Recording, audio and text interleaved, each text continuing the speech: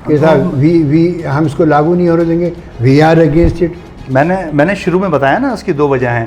एक तो चूंकि नरेंद्र मोदी जो कि मतलब सबको मालूम है अगर मुंह खोलेंगे तो क्या बोलेंगे। केवल एक खास तबके के खिलाफ या उसको नियंत्रण में रखने के लिए है, या इसके दूसरे डायमेंशंस भी हैं। ये यूसीसी का सवाल उठाया जा रहा है, या जो इम्प्लीमेंट करना चाह रहे हैं, असल में वो साफ लोग नहीं हैं। क्या इम्प्लीमेंट करना चाहते हैं, क्या लागू करना चाहते हैं, उसका कोई खाका तो सबके सामने रखे। तो ये सिर्फ जुमले और एक इंटेंशन, मतलब एक हवा बनाते हैं सिर्फ, और एक हवा की पॉलिटिक्स करते हैं। देश नीति, केवल सच्ची और पक्की खबरें। नमस्कार, देश नीति में आपका स्वागत है। मैं हूं ज्ञानेंद्र पांडे और आप देख रहे हैं हमारा कार्यक्रम काला सच। काला सच इस कार्यक्रम में आज हम चर्चा करेंगे समान नागरिक संहिता और उसको केंद्र में रखते हुए अल्पसंख्यक यानी माइनॉरिटीज़ के मुद्दों को लेकर के और माइनॉरिटीज़ की प्रॉब्लम्स को लेकर के। और इस बातचीत में हमारे साथ शामिल हो रहे हैं सामाजिक कार्यकर्ता श्री मसूद हाशमी जी। बहुत बहुत स्वागत है आपका हाशमी जी इस कार्यक्रम में। जैसे आप जानते हैं, नाम कार्यक्रम का काला सच है, तो कई बार ऐसा लगता है कि जो जिस किस्म की योजनाएं आ रही हैं नए नए रूप में, कहीं उनका भी कोई सच सामने आना चाहिए। वो उजला नहीं है, वो सच भी काला ही है जी। तो आज इसी बात को आगे बढ़ाते हुए हम लोग चर्चा करेंगे ये कॉमन सिविल कोड, समान आचार संहिता, और इसके इर्द गिर्द जो ताना बाना है माइनॉरिटीज़ का, उसको लेकर के। तो सबसे पहले मेरा सवाल यही हुआ कि यूसीसी को यानी समान नागरिक संहिता को किस रूप में देखा जाना चाहिए। क्या यह योजना या ये नीति केवल एक खास तबके के खिलाफ या उसको नियंत्रण में रखने के लिए है, या इसके दूसरे डायमेंशंस भी हैं? देखिए, बात यह है कि जिन लोगों की तरफ से ये यूसीसी का सवाल उठाया जा रहा है या जो इम्प्लीमेंट करना चाह रहे हैं, असल में वो साफ लोग नहीं हैं। उनकी नीयत पे शक हमेशा रहता है और रहना चाहिए। हर भारतीय को जो पैट्रियटिक है उसको इनकी नीयत पे और इनके तमाम उद्देश्यों पे शक होना चाहिए कि ये किस नीयत के साथ कौन सा प्रोग्राम ला रहे हैं, कौन सा कानून लेकर आ रहे हैं। जहाँ तक बात है एक ख़ास तबके की, जैसे कि आपने कहा कि क्या किसी ख़ास तबके को, जी हाँ बिल्कुल, ये चाहते ये हैं कि एक ख़ास तबके को टारगेट किया जाए और उसके लिए ये अपने यहाँ पालन करते हैं। जैसे हम मुर्गी फार्मिंग करते हैं या फ़िश फार्मिंग करते हैं, इसी तरह से अनफॉर्चुनेटली भारत के अंदर फार्मिंग की जाती है मुस्लिम इंटेलेक्चुअल्स की और मुस्लिम मौलवियों की, मौलानाओं की। और जब उनको ज़रूरत पड़ती है तो अपने मकसद के लिए उनको इस्तेमाल करते हैं। मौलवी मुल्ला हैं, उन लोगों को हम कहेंगे कि जाओ अपनी कौम को जागरूक करो और कहो कि इसका विरोध करना है। चूँकि जब भारतीय जनता पार्टी की तरफ से कोई बात आएगी, आरएसएस की तरफ से कोई बात आएगी, तो एक नेचुरल रिएक्शन बनता है कि देश का मुसलमान उसका विरोध करेगा। और मैं सिर्फ मुसलमान नहीं, जितने भी मैंने जैसे पहले कहा, बहुत अच्छी बात की कि एक तरह से ह्यूमन पोल्ट्री फार्म की तरह से इस्तेमाल किया जा रहा है। और हम जब ये जो पूरा कॉन्सेप्ट आएगा अचानक आ गया, और अगर आप देखें इसकी पृष्ठभूमि में, तो 2014 में सरकार बनने के बाद पहला काम हुआ था कश्मीर से 370 हटाने का, दूसरा काम हुआ मंदिर बनाने का, और तीसरा चूँकि भारतीय जनता पार्टी या उससे पहले भारतीय जनसंघ या उससे पहले हिंदू महासभा के ये 3 एजेंडा थे, इनको इम्प्लीमेंट करना था जी। और जैसे आपने कहा भी कि 2024 का चुनाव है, चुनाव के लिए क्योंकि काम अगर नहीं होता तो फिर मुद्दे तलाशने पड़ते हैं। बिल्कुल, और एक मुद्दे के रूप में आचार संहिता के रूप में इसको लिया गया है। यहाँ ये भी बहुत जानने वाली बात, ज़रूरी बात ये भी है कि आज जिस मुद्दे पर इस आचार संहिता के नाम पर चर्चा हो रही है, इस पर तो संविधान सभा में भी काफ़ी डिस्कशन हुआ था जी। और बहुमत इस बात का था कि इस देश को इस तरह के किसी कानून की, नागरिक संहिता की, समान नागरिक संहिता की जरूरत नहीं है। एग्जैक्टली, ऑलरेडी हमारे यहाँ वजह शायद ये भी बताई गई थी कि हम केवल धर्म की बात नहीं करते, केवल कानून की बात नहीं कर रहे हैं, हमारे यहाँ कस्टम्स हैं और कस्टम्स हैं। हमारे पूरे देश में हजार तरह की जनजातियां हैं, आदिवासी तबके हैं, उनके अपने कस्टम है, कल्चर है। हर 20 किलोमीटर बाद हमारे यहाँ हम ट्रेंड चेंज हो जाता है। यूनिफॉर्म करने की कोशिश करते हैं। एग्जैक्टली इस दृष्टिकोण को सामने रखते हुए, और दूसरा जो बड़ा मुद्दा है, जो सबसे बड़ी बात है कि आप क्या इम्प्लीमेंट करना चाहते हैं, क्या आप लागू करना चाहते हैं, उसका कोई खाका तो सबके सामने रखे। नहीं पांडे जी, देखिए इस सरकार की आपको जब से ये वजूद में आने से पहले अगर आप इनकी नीतियों की बात करेंगे, उनके नारों की बात करेंगे, जैसा कि इन्होंने कहा कि 15 लाख रुपए बाद में कह दिया कि वो एक चुनावी जुमला था, तो ये सिर्फ जुमले और एक इंटेंशन, मतलब एक हवा बनाते हैं सिर्फ, और एक हवा की पॉलिटिक्स करते हैं। और हवा में अनफॉर्चुनेटली हमारे लोगों को ना तो पानी मिल रहा है पीने का साफ, ना दवा मिल रही है, ना बीमार को कोई सुविधा मिल रही है, ना रोजगार मिल रहा है, ना नौकरी की बात है। लेकिन बात किस चीज़ की है? बात आपको करनी है हिंदू मुसलमान की, क्योंकि इनको मालूम है कि इनकी विफलताएं हैं। पूरे 10 साल होने वाले हैं, इस 10 साल में इन्होंने कोई भी ऐसा काम नहीं किया है कि जहां भारत सर उठा के कह सके कि हमारा गर्व से सर ऊंचा हुआ, बल्कि इन्होंने भारत को और भारतीयों को शर्मिंदा करने की बात की है। 70 साल में जो कुछ बनाया था, जिन लोगों ने भी बनाया था, मैं किसी का विशेष का नाम नहीं लूंगा, लेकिन कुछ तो हुआ है, उनको इन्होंने बेचने का काम किया। अरे जिन चीज़ों को तुम बेच रहे हो वो किसी ने तो बनाई थी। बहरहाल हाशमी जी, ये तो कई तरह की चीज़ें हैं और मुद्दे फिर और भी हैं। बातचीत हमारी कहीं दूसरी डायरेक्शन में जाएगी। हम अपनी बात को कंसंट्रेट करते हैं उस पर, यूसीसी पर। और इससे जो सबसे बड़ी बात है जिस पर आम आदमी चर्चा नहीं कर रहा है, यहाँ जब समान नागरिक संहिता की हम बात करते हैं, हम केवल ये क्यों सोचने लगते हैं कि जो मुसलमान तबका है, हम उनके जो कायदे कानून हैं, उनके जो परंपराएं हैं, उनको हम यूनिफॉर्म करने की कोशिश करें और राष्ट्र के संदर्भ में, जबकि हमारे यहाँ दूसरी माइनॉरिटीज़ भी हैं। वैसे तो मुस्लिम्स को अपने आप को माइनॉरिटी कहना ही गलत है। जी बिल्कुल। मैं यहाँ second majority second biggest majority है, उनको अपना कहना चाहिए। और ये जो माइनॉरिटी के बाद भी जो चीज़ें उठ कर के आ रही हैं, तो यहाँ पर ये जानना जरूरी होता है कि भारत में जो धार्मिक अल्पसंख्यक हैं वो इस पूरे पहलू को किस नज़रिए से देखते हैं। देखिए पांडे जी, मैं एक बात और स्पष्ट कर दूं, हम माइनॉरिटी और मेजॉरिटी की बात कर रहे हैं। मेरा मानना ये है, और जो मोहन भागवत जी ने भी कहा है कि हाँ बिल्कुल ठीक है, मेरा मानना ये है कि भारत की सबसे बड़ी मेजॉरिटी अगर कोई है तो वो मुसलमान है। चूँकि मुसलमानों की यूनिफॉर्मिटी है, मुसलमानों का धर्म एक है। और उन्होंने ये कहा है, भागवत जी ने, मैं अपनी तरफ से नहीं कह रहा, मैं उनकी बात को आगे बढ़ा रहा हूँ, कि हिंदू एक धर्म नहीं है, बल्कि ये तो जीवन जीने की एक शैली है। हाँ। तो अगर आप इस बात में देखेंगे तो हिंदू तो माइनॉरिटी के अंदर हैं। हिंदू तो हम भी हैं, फिर हम भारत का मुसलमान जो है हम भी हिंदू हैं, हिंदू हम भी हिंदू हैं। लेकिन अगर आप धर्म के उस परिप्रेक्ष्य में बात करेंगे तो धर्म की जहां बात आएगी तो ये भागवत जी कह रहा हूं, मैं नहीं कह रहा। अगर गिरबान पकड़ना हो तो मेरा मत पकड़ना, भागवत जी का पकड़ना। क्योंकि मोहन भागवत जी का कहना है कि हिंदू एक धर्म नहीं है बल्कि जीवन जीने की एक शैली है। और जब वो शैली हो जाती है तो फिर आप मेजोरिटी में कहां से आ गए, हम माइनॉरिटी में कहां से आ गए। और मैं अपने लीडर से और अपने मौलवी और मुल्लाओं से भी ये दरख्वास्त करूंगा, अनुरोध करूंगा कि ये वो माइनॉरिटी का जो ढोंग रचा रहे हैं ना, इसको बंद करें। इससे नुकसान ज़्यादा है, फ़ायदे कुछ नहीं है। आपका ये सुझाव बहुत अच्छा है, और अगर इस पर मुस्लिम संप्रदाय के नेता और ये इस पर गौर कर सके तो बहुत अच्छी बात है। क्योंकि जी, ये कहना कि वो माइनॉरिटी नहीं है, वो तो सबसे बड़ी हिंदू के बाद सबसे बड़ा वो ग्रुप है। और इसी तारतम्य को आगे बढ़ाते हुए, जैसे आपने भागवत जी का जिक्र किया, भागवत जी ने काफ़ी सोच समझ के कहा होगा, क्योंकि बिल्कुल। एक बहुत बड़े अंतर्राष्ट्रीय संस्था के मुखिया हैं। और वैसे भी जो है, ये हिंदू धर्म है ही नहीं, ये तो सनातन धर्म है। और हिंदू धर्म तो, हिंदू जिसको हम धर्म कहते हैं, वो एक पद्धति है, जीवन जीने की पद्धति है। और शायद आप तो ज़्यादा जानकार होंगे, हिंदू जो शब्द है वो अपने आप में ही हिंदुस्तान का नहीं है, हिंदुस्तान का नहीं है।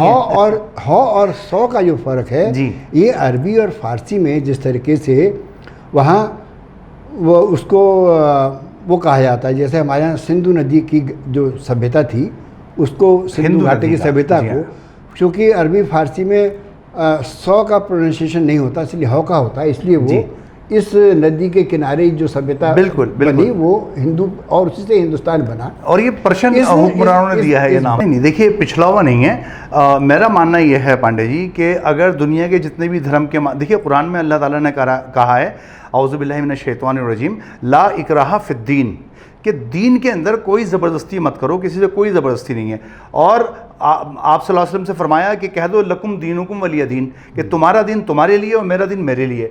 तो जिसने ये दुनिया बनाई है वो आपको आज़ादी दे रहा है कि आप चाहे जिस दीन को मानो, चाहे जिसको भगवान कहो, चाहे जिसको खुदा कहो, लेकिन आपस में वल्लाहु ला युहिब्बुल मुफसिदीन, अल्लाह ताला फिसाद करने वालों को और दुनिया में शर फैलाने वालों को पसंद नहीं करता। ये कुरान कह रहा है, मैं अपनी तरफ से नहीं कह रहा। और जब अब सबसे बड़ी परेशानी ये है कि आज दुनिया के अंदर जितने भी फॉलोअर्स हैं, चाहे वो यहूदी हों, ईसाई हों, हिंदू हों, मुसलमान हो, वो अपने मज़हब को अनफॉर्चुनेटली फॉलो नहीं कर रहा है।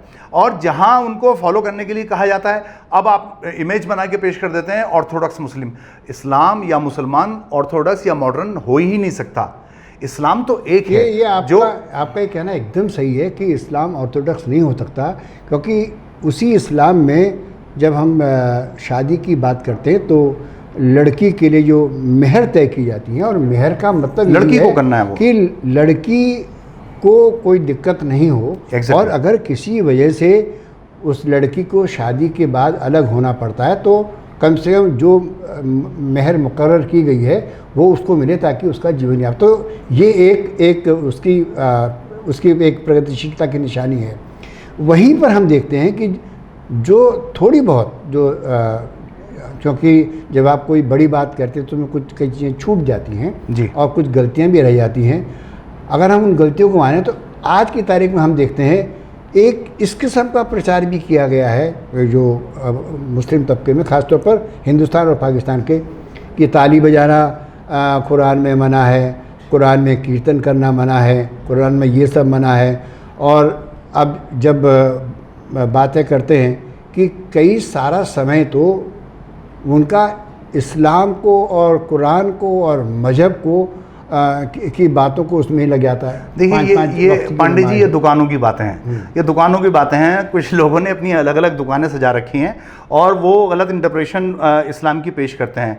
इस्लाम ने कभी भी, हम इस्लाम की जब हम बात करेंगे तो हमारे सामने कुरान आएगा कि कुरान क्या फरमाता है, कुरान क्या कहता है। कुरान कह रहा है कि खाओ पियो और अच्छे से अच्छा खाओ, अच्छे से अच्छा पहनो। या बनी आदमा खुजू जीनतकुम इंदा कुल्ली मस्जिद कुलू वशरबू वला तुसरिफू, खाओ और पियो लेकिन उड़ाओ नहीं, मतलब बेजा खर्ची मत करो। तो जो लोग ये ढोंग रचाना चाहते हैं कि ये गलत है, ये गलत है, ये गलत है, इस्लाम ये नहीं सिखाता, इस्लाम ये, वो बिल्कुल वो कुरान को इंटरप्रेट नहीं कर पा रहा है। उन्होंने अपनी अपनी दुकानें सजा रखी हैं। और चूंकि हर जगह कुछ हार्डकोर लोग होते हैं जो पसंद करते हैं कि सख्ती की जाए, सख्ती से बात की जाए, तो वो लोग हैं और सख्ती करने में उनका अपना पर्सनल फ़ायदा है। इस्लाम का मतलब है बीच का रास्ता, एतदाल का रास्ता। तो अगर इस्लाम ये सख्तियाँ सिखाएगा तो फिर इस्लाम के तो मायने नहीं रह जाएंगे, फिर तो कुछ और रहेगा। कि हमारे मुल्क में और या हिंदुस्तान या पाकिस्तान में इस्लाम की और इस्लाम को मानने वालों की एक गलत तस्वीर पेश की गई है। बहुत गलत तस्वीर पेश की जा रही है। और तो अगर ये गलत तस्वीर है तो इसको तस्वीर को बदला कैसे जा सकता है? ये तस्वीर उजली कैसे हो सकती है? इसके लिए किसको और क्या करना चाहिए? असल में पांडे जी बात यह है कि पॉपुलेशन का मसला है। पॉपुलेशन इतनी ज़्यादा है कि वो जो अच्छे लोग हैं वो नज़र नहीं आते। आपको मालूम है कि जो अच्छे लोग हैं वो खामोशी से काम करते हैं, वो सिर्फ काम करते हैं। और हुल्ला गुल्ला मचाने वाले लोग जो हैं वो अलग लोग होते हैं, जिनके पास कारोबार नहीं होता, जिनके पास घर बार नहीं होता, जिनके पास कोई मकसद नहीं होता, जिनको कोई नॉलेज नहीं होती, जिनके पास कोई रोशनी नहीं होती, जिनके पास कोई ख्वाहिश नहीं होती। ये वो खाली लोग होते हैं और वो कभी मज़हब के नाम पे, कभी सियासत के नाम पे, कभी लैंग्वेज के नाम पे, अलग अलग नामों के ऊपर ये लोग उधम दुकानें मतलब इनकी सजी हुई हैं। किन लोगों की? जो इनसे उधम मचवाते हैं। चूँकि बाकायदा ये मतलब प्रोजेक्टेड प्रोग्राम होता है और कुछ एजेंसीज़ हैं जो इनकी बाकायदा फंडिंग करती हैं कि तुम्हें ऐसा करवाना है और ऐसा करवाया जाता है। आपने कहा कि इनसे काम लिया जाता है, इनको जी जी जाता जी है, जी, इनका उपयोग किया जाता है। हमने देखा पिछले करीब 2-3 दशक पहले इनका राजनीतिक इस्तेमाल भी किया जाता रहा है ना। Exactly. और अजीब बात यह है जी। जो आपने जिक्र किया कि साहब मुसलमान लड़कियों को लेकर के इस किस्म की बात की जा रही है। दूसरी तरफ एक इसका इतना बड़ा कंट्रास्ट है कि अब पॉलिटिकल पार्टी का नाम लेना ठीक नहीं है, लेकिन कई पॉलिटिकल पार्टी में बड़े बड़े नेता, वो चाहे वो मुसलमान हैं तो उन्होंने हिंदू लड़की से शादी की है, हिंदू हैं तो ज्यादातर लोगों के की है। एक सबसे बड़ी पार्टी जो है उसके सब ठीक है, उनके घर में तो सब ठीक सब है। ठीक है। लेकिन अगर बाहर कोई आदमी अंतर जातीय विवाह करता है जी। तो वहाँ हमको आपत्ति होती है। Exactly it's unfortunate. ये जो कंट्राडिक्शंस हैं, जो विरोधाभास हैं राजनीति के और समाज के, इससे किस किस्म का मतलब सबक लिया जाना चाहिए? देखिए, सबक तो ये है पांडे जी कि इस वक्त हमारी और आपकी जिम्मेदारी, चूंकि हम सोशल मीडिया के माध्यम से बात कर रहे हैं, हम आप तक लोगों तक जो पहुंच रहे हैं तो सोशल मीडिया के माध्यम से पहुंच रहे हैं। चूंकि गोदी मीडिया जो है उसका क्या हाल हो चुका है सब देख रहे हैं। और मैं तो आपसे अनुरोध करूंगा कि अगर आप सच्चे भारतीय बनना चाहते हैं तो सोशल मीडिया की ही बातें सुने। गोदी मीडिया सुन के तो आप बर्बाद हो जाएंगे, बेकार हो जाएंगे और देश भी बर्बाद हो जाएगा। तो हमारी जिम्मेदारी, जैसे पांडे जी कह रहे हैं, हमारी जिम्मेदारी ये बनती है कि हम सोशल मीडिया के ऊपर आगे आएं और लोगों को जागरूक करें और बताएं कि क्या सही है क्या गलत है। और इन लोगों की फैक्चुअल्स, मतलब अभी एक बहुत बाबा चर्चा में आए थे तो जो उनसे पूछा गया कि भाई सुना है कि आपकी बहन ने तो मुसलमान से शादी कर रखी है, कहने हाँ जी हमारे बड़े उनसे बड़े अच्छे संबंध हैं, परसों ही हमारी उनसे मुलाकात हुई। तो उन लोगों को आप लोग, मैं मुसलमान हूँ, अगर मैं किसी हिंदू बाबा की तरफ हाथ बढ़ाऊंगा तो ये दूसरा मामला हो जाएगा। हमें चाहिए कि जो मुसलमानों के बदमाश हैं मुसलमान उनको सड़क पे लेकर आएं, जो हिंदुओं के बदमाश हैं हिंदू लोग उनको सड़क पे लेकर आएं, जो दूसरे लोगों को, जो हमारे दलित समाज है, दलित समाज की आज क्या दुर्दशा है पांडे जी, क्या हाल है उन लोगों का? सबसे बड़ा टारगेट मैं बताना चाहता हूं आरएसएस का दलित समाज है। वो मुसलमानों का हवा दिखा के, मुसलमानों का स्कैपगोट यानी कि मुसलमानों का बहुत बड़ा हवा जताकर, और उसका टारगेट ये है कि सिर्फ दलितों को कंट्रोल करना है। ये जो मनुवादी जो फोर्सेस हैं इनके टारगेट अच्छे नहीं हैं, इनके बारे में हमें सोचना पड़ेगा और हमें जागरूक होना पड़ेगा। अगर हम नहीं हुए तो इस भारत की कुर्बानी के लिए, अगस्त का महीना आने वाला है, इस भारत की आज़ादी के लिए जो हमने कुर्बानियाँ दी हैं, जो हमारे पूर्वजों ने कुर्बानियाँ दी हैं, वो सब बेकार जाएंगी। इस बात को याद रखिएगा। कुर्बानियाँ बेकार जाएंगी, शायद ऐसा नहीं हो पाएगा, क्योंकि इस देश में अभी भी जो बहुमत है वो इस बात का, इसके लिए अपने आप को फख्र भी करता है कि वो किसी भी कीमत पर देश की आन और बान को सौदा नहीं होने देगा और स्वाभिमान को खत्म नहीं होने देंगे। लेकिन मुद्दा दूसरा भी है जी। एक तरफ तो हमने राजनीति की बात की और दूसरी तरफ धर्म के नाम पर संपत्तियों को इकट्ठा करने की बात की।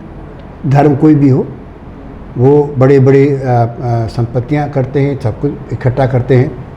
और जब हम इस्लामिक संस्थाओं की तरफ जाते हैं तो जिसको धार्मिक होना चाहिए वो राजनीतिक हो गया है या वो सरकारी हो गया। मसलन पर्सनल लॉ बोर्ड की हम बात करें, मसलन हम वक्फ बोर्ड की बात करें, मतलब इनकी हैसियत आज क्या रह गई? क्या ये सरकारी मुलाजिम हैं या ये कौम के कल्याण के लिए बनी हुई? देखिए, जहाँ तक मुस्लिम पर्सनल बोर्ड की बात है तो ये सब जानते हैं कि ये कोई मुसलमानों की नुमाइंदा मतलब बोर्ड नहीं है या नुमाइंदा चीज़ नहीं है।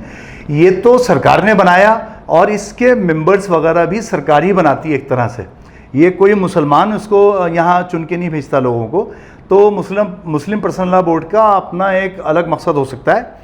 वो भारत के मुसलमानों की गवर्निंग काउंसिल नहीं है या भारत के मुसलमानों की गवर्निंग बॉडी नहीं है, इस बात को समझ लेना चाहिए। जब आप दूसरा मसला आता है वक्फ बोर्ड का, तो वक्फ बोर्ड के भी अनफॉर्चुनेटली जो बोर्ड के जो चेयरमैन और मेंबर वगैरह चुने जाते हैं वो केंद्र के तो केंद्र सरकार चुनती है और स्टेट के स्टेट सरकारें चुनती हैं। तो वो सरकारी मुलाजिम अपने आप को समझते हैं, वो सरकार की मंशा और सरकार की मर्जी के बगैर चल नहीं सकते। तो हम यही हमारा अच्छा हुआ कि आपने ये सवाल पूछा। हमारा सरकार से और मुसलमानों से मुतालबा है कि वो इस बात को सरकार को इस बात के लिए राज़ी करें कि जिस तरह प्रबंधक कमेटी होती है गुरुद्वारा प्रबंधक कमेटी, इसी तरह से मुसलमानों की एक प्रबंधक कमेटी, मुंतजिमा कमेटी होनी चाहिए जो वक्फ तमाम प्रॉपर्टीज़ को और वक्फ मामलों को देखे। चूँकि अगर हम इसी तरह से बोर्ड बनता रहेगा तो जो सरकारी लोग हैं और सरकार जिससे नाराज़ हो जाती है उसको उठा के कोने में रख देती है। दिल्ली वक्फ बोर्ड की मिसाल सबके सामने है आजकल। तो सरकार नाराज़ हो जाती है, हटा देती है या उसको इनएक्टिव कर देती है बोर्ड को, तो इसी और काम सारे रुक जाते हैं। तो बोर्ड भी जो है वो सरकारी है और ये सरकारी मुलाजिमों की हैसियत है इनकी, पांडे जी। हाँ जी जी। मुस्लिम पर्सनल लॉ बोर्ड हो या ये वक्फ बोर्ड हो, जैसा हाशमी जी ने कहा कि ये एक तरीके से सरकार की ही इकाइयाँ हैं और सरकार ही इनको, इनके मेंबर्स को नॉमिनेट करती है, तो जाहिर तौर पर ये वही काम करेंगे जो सरकार चाहेगी। बात जब सरकार की आती है और सरकार के कल्याणकारी कार्यों की बात होती है और उसी संदर्भ में जब हम समान नागरिक संहिता को हम लेकर के चलते हैं, तो पूरा इसका जो ध्यान है पूरा इसका वो केवल मुस्लिम समाज की तरफ या मुस्लिम तबके की तरफ चला जाता है, जबकि हमारे पूरे, अगर हम देखें पूरे भारत में हजारों ऐसी आदिवासी जातियां हैं जिनके अपने संस्कार हैं, अपने ट्रेडिशंस हैं, अपनी परंपराएं हैं, उनका पालन। सवाल अब ये होता है हाशमी जी, मैं आपसे ये जानना चाहता कि आप धर्म के आधार पर तो एक यूनिफॉर्मिटी बनाने की कोशिश कर रहे हैं जी, लेकिन जो आदिवासियों की, जो समाज की, कबीलों की जो परंपराएं हैं, उनको आप कैसे उनको एक समान कर लेंगे? वही हमें इसी वजह से पूरा यकीन है और हम लोग तो इसी वजह से खामोश बैठे हुए देख रहे हैं। और हम तो, बल्कि मैं तो भारत के मुसलमानों से दरख्वास्त करूंगा कि वो निकलें और बैनर उठाएं, yes we want uniform civil code. बिल्कुल, चूंकि हम अब यूनिफॉर्मिटी हमारे यहाँ तो है, लेकिन जो अगर हिंदू धर्म की बात करेंगे, जिसको भागवत जी कहते हैं कि धर्म नहीं है शैली है, लेकिन सरकारें उसको धर्म बनाने में लगी हुई हैं, तो अगर उनकी बात करें, जैसे पांडे जी ने भी कहा कि ट्राइबल्स हैं जहाँ पे, और हर 20 किलोमीटर बाद अलग रीति, अलग रिवाज और अलग रस्में हैं, उन लोगों की भाषा अलग है, तो उसको किस तरह से यूनिफॉर्म में आप लेकर आएंगे? यही अभी हमें इसका ड्राफ्टिंग देखनी है कि क्या ड्राफ्ट करते हैं। कोई इनके जहन में खाका है भी, और मुझे यकीन है कुछ नहीं है, ये तो सिर्फ 2024 के इलेक्शन के लिए स्पॉन्सर्ड हमारे लोगों को इन्होंने उठा लिया, उधम मचा रहा है। आपका कहना एकदम सही है और ये बात सही भी हो सकती है कि 2024 के लोकसभा चुनाव की तैयारी का सिलसिला हो, लेकिन इसी से एक सवाल और पैदा होता है कि जब ये कुछ नहीं है और उसके बारे में सब लोग जानते हैं, और जिस तरीके से यूसीसी को ये बना दिया गया कि ये मुस्लिम समाज के नियमों कानूनों को एक समान बनाने की कोशिश करेगा पूरे देश में, जब ये सारी चीज़ सबको मालूम है, तो एक मुस्लिम तबका ही इसके विरोध में क्यों खड़ा हो जाता है? जैसे आपने ध्यान दिया होगा कि जब ये भोपाल की रैली में प्रधानमंत्री ने जब इसका किया था, उसके अगले दिन, दूसरे दिन देखते हैं कि साहब कई शहरों में वो मुस्लिम तबके खड़े हो गए कि साहब हम इसको लागू नहीं होने देंगे, वी आर अगेंस्ट इट। मैंने शुरू में बताया ना, उसकी दो वजह हैं। एक तो चूंकि नरेंद्र मोदी, जो कि मतलब सबको मालूम है अगर मुंह खोलेंगे तो क्या बोलेंगे, जब वो बोलेंगे तो लोग विरोध करेंगे ही। नरेंद्र मोदी की तो तमाम बातों का विरोध करना हमारा भारतीय होने के नाते फर्ज बनता है। हर भारतीय को चाहिए कि नरेंद्र मोदी जी जो भी बोले उसका विरोध करें। क्या आपको नहीं लगता कि वो स्पॉन्सर्ड, मैं वो दूसरी बात वही बता रहा हूं। और फिर वहां से उन्होंने बोल दिया और अपने स्पॉन्सर्ड लोगों को तैयार रखा हुआ है कि देखो मैं वहां ऐसा ऐसा भाषण दूंगा और तुम्हें रिएक्ट करना है अगले दिन से ही या कुछ घंटों बाद से ही। वो लोगों ने रिएक्ट करना शुरू कर दिया। तो ये इनकी जो मंशा है, पूरी पूरी मंशा इनकी जाहिर होती है। और मैं फिर मुसलमानों से अनुरोध करूंगा, दरख्वास्त करूंगा कि वो होशियार रहें ऐसे लोगों से कि जो इस बात की उधम मचा रहे हैं कि ये यूनिफॉर्म सिविल कोड मुसलमानों के लिए। अरे भाई, तुम जो आज उधम मचा रहे हो वो कल मचा लेना। अभी तुम उधम मचाओगे तो वो ये दिखाएंगे कि देखो हम यूनिफॉर्म सिविल कोड लाना चाह रहे हैं, मुल्लों को, बल्कि जो इनके अल्फाज हैं वो बोलूंगा मैं, हम मुल्लों को कंट्रोल करना चाह रहे हैं, थपकना चाह रहे हैं, और देखो मुल्ले उधम मचा रहे हैं। अगर तुम ये चाहते हो कि मुल्लों को वश में रखें तो हमें वोट दो। सिर्फ इनकी सिंगल लाइन इशू ये है। और मैं अपने मुल्लों से, यानी कि सॉरी मुसलमानों से ये दरख्वास्त करूंगा कि आप खामोश बैठिए, धीरज रखिए। भारत किसी के बाप का नहीं है, भारत सबका है। जितना आपका है उतना मेरा है, और उतना ही मोदी जी का है, उतना ही भागवत जी का है। भारत हम सबका, हम सबका भारत है। और हम यहाँ से कहीं जाने वाले नहीं हैं, कहीं हमें यहाँ से कोई खदेड़ने वाला नहीं है, और ना हम किसी को खदेड़ने वाले हैं। जिस तरह सदियों से हम यहाँ बड़े भाई और छोटे भाई की हैसियत से रहते चले आ रहे हैं, इसी तरह रहते चले आएंगे, प्यार की भाषा के साथ, मोहब्बत की भाषा के साथ। आपकी अंगीठी का धुआं हमारे हिंदू भाई के घर में जाएगा और हिंदू भाई की अंगीठी का धुआं हमारे घर में आएगा, और हमें किसी पे कोई आपत्ति करने की, कोई किसी कुल चीज़ की मिला जरूरत के नहीं है। हम इस बात को यहाँ पर समअप कर सकते हैं, हम भारतवासी, हम केवल भारतवासी हैं। बेशक हम अपने आप को किसी तरह की जाति के, क्षेत्र के विभाजन में बांट करके नहीं देख सकते। पूरा हिंदुस्तान एक है। इस देश की आज़ादी की लड़ाई देश के हर तबके के नेता ने लड़ी थी, हर तबके ने लड़ी थी, तभी हम आज़ाद हो पाए थे, और यही इसकी खूबसूरती भी है। कुछ ताकतें हर जगह होती हैं जो धर्म के नाम पर, जाति के नाम पर, क्षेत्र के नाम पर विभाजन करने की कोशिश करती हैं, और यह सिलसिला बहुत पुराना भी है और सिलसिला आगे भी जारी रहेगा। वक्त केवल सावधान रहने का है, सावधान रह कर के हम इन सारी चीज़ों से बच सकते हैं। काला सच में बहुत विस्तार में हमने इस पूरे मुद्दे पर चर्चा की, बहुत सार्थक बात हुई, और आज के कार्यक्रम में हम अपनी इस चर्चा को यहीं पर विराम देंगे। दीजिए इजाज़त। नमस्कार। नमस्कार। आपका एक सब्सक्राइब हमारे लिए महत्वपूर्ण है। देश नीति को अभी सब्सक्राइब करें और बेल आइकन को दबाना ना भूलें।